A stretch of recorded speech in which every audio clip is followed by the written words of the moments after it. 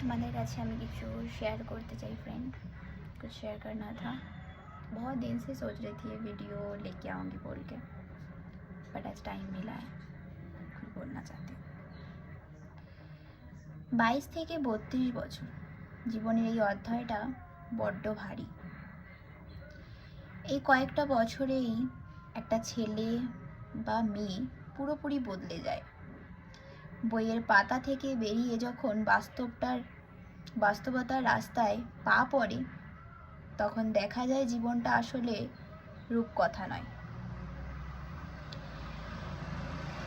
একদিকে পড়াশোনা, চাকরি, কেরিয়ারের চাপ, অন্যদিকে বাবা মায়ের বেড়ে যাওয়া বয়স আর কাঁধের ওপর ভারী দায়িত্ব। এই বয়সে এসেই বুঝবেন শখ বা ইচ্ছে বলে কিছুই নেই, সবটাই এখন প্রয়োজন। পকেটের টানে কত শখ যে নীরবে বিসর্জন দিতে হয় তার হিসেব কেউ রাখে না। রোদের তাপে শুধু গায়ের রং বদলায় না, কঠিন বাস্তবতায় মনের ভেতরটাও বদলে যায়। ঠিক এই বয়সের দেখবেন খুব চেনা মানুষগুলো কেমন অচেনা হয়ে যায়।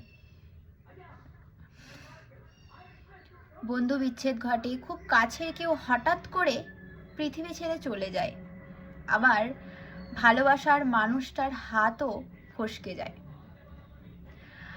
আপনি হুট করেই একাকিত্বের প্রেমে পড়ে যাবেন। মাঝে মাঝে খুব একা লাগে, মনে হয় চিৎকার করে কাঁদি, কিন্তু পরক্ষণেই নিজেকে সামলে নিই। কারণ এই বয়সটা শিখিয়ে দিয়েছে বুক ফাটলেও মুখ ফুটতে নেই। চোখের জল মুছে হাসি মুখে বলতে হয় আমি ঠিক আছি। আসলে এই বয়সটা আমরা শিখি কিভাবে দাঁতে দাঁত চেপে লড়াই করতে হয়,